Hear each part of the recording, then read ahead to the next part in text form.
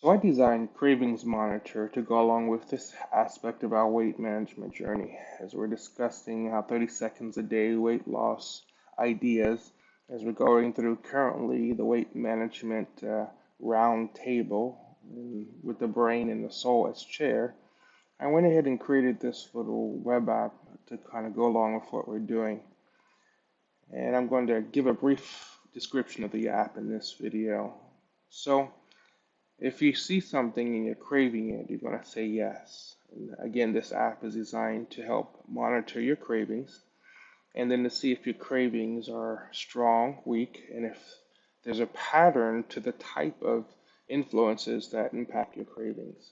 So, are you the kind of person that generally sees things and falls into cravings, or hears things and falls into cravings? So, this will help you kind of discover yourself. You're supposed to use this at least for one day, all day, at every craving, just before you eat, just before you grab something, or even if you don't grab it, you just get a craving for something, you're supposed to walk through this Cravings Monitor. So let me walk you through the aspects of it. So there's 7 aspects of cravings that sit at the round table with a vote. C is one of them. Yes, I see something and I want it. Yes, I heard someone talking about something and I want it. Yes or no, whether or not I remember the taste or the touch of that, and it's triggering my craving. Man, that bread is really soft. So yes or no. The smell, it smells so very good. And sometimes you smell something at home or at someone's house, outdoors at the mall, and you're like, man, that smells good. I really want that. The gut, this is purely physiological. This is where your stomach begins to speak. We've already talked about the gut and how the gut influences our cravings and desires. And we talked about the different aspects of dopamine and hormones that are released in the gut. But usually the symptoms from the gut are pretty standard for all of us: nauseousness, stomach rumbling, some kind of natural physiological result telling us that we're hungry. And usually, if you've just eaten, you can answer no to this question because you definitely know it wasn't because you're hungry or because of the gut is influencing it. Emotional wise, this is pretty much does it make you happy or sad? Did you just do something that put you in a good mood, or did something just happen to you in a bad mood and now the cravings followed? You just broke up with your boyfriend and now, I need some ice cream. Or hey, you just got promoted on the job. Oh yes, I want to go out and party and buy a pizza. You just ate lunch, but you still want to go out and party and buy a pizza. So what emotion impacted that craving? The brain. Sometimes you're sitting around and you're thinking, having thoughts in your head, like, man, that cheesecake looks really nice. You see something on TV, or you just think in your head, boy, that was a really good cheese souffle I had yesterday.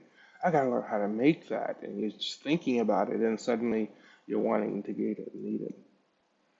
And then feeling.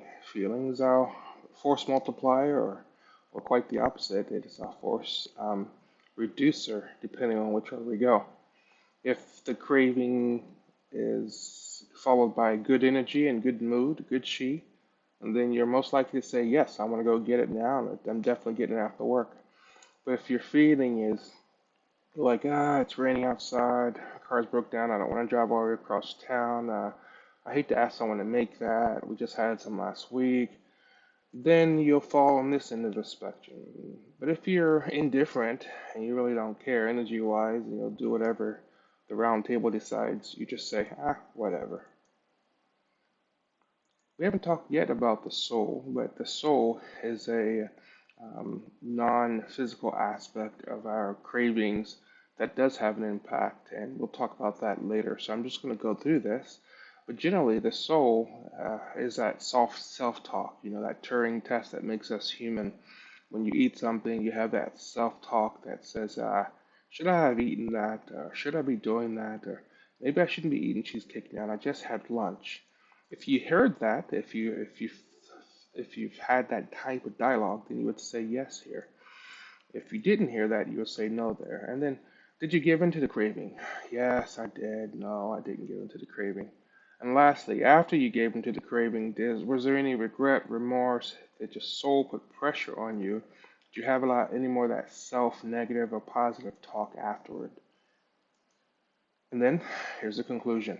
So based off of our choices, we can see that the craving is driving me. I have a 7 out of 10 for craving, 0 being the lowest, 10 being the highest. I have a 7 for the maximum for my cravings drive. And I have a note here telling me that my craving is driving me. So I'm pretty much going to probably get up and do whatever that craving was based off of these answers I just selected. Um, and then graph-wise, we see that because I picked yes to everything, we have 1 for every vote across the 7 spectrum. Let's go ahead and do this again, and let's make some different choices and see how our graph will change. Yes, I see something. I didn't hear anyone talking about it, and I don't have any real touch feelings about it, but it does smell good. And no, I'm not hungry. Emotionally wise, yeah, I'd really be happy to have this because let's just say I'm having a good day at work. My boss just talked good about me, whatever. So yeah, brain wise, I'm not really thinking about it. I wasn't until the food that I saw, but I'm just gonna say yes because now I'm thinking about it. Motivation wise, I'm definitely motivated to get it. Um, so I'm gonna say yes for sure. Soul wise, yeah, I had some negative feedback from my brain, and no, I didn't give into the cravings. And then if I look at the graph again, now I'm starting to see throughout the day my numbers will change. And if you continue doing this throughout the day, you may find that there are different elements that impact your cravings, right? So that's what this is designed to determine. If you, as you go throughout your day and you answer these simple 10 questions or so, you'll begin to see by the end of the day that, hey, emotion is really impacting my cravings. That gives us a place to start working on. If you know emotions is impacting your cravings, then we can work on emotions. There are things we can do, mindfulness, there's environmental factors. If you know brain is impacting. So that's what this is designed to do. That's the purpose of this cravings monitor. Thanks for listening, and if you have any questions, you can email me at jeremiahwilliamsphd.org.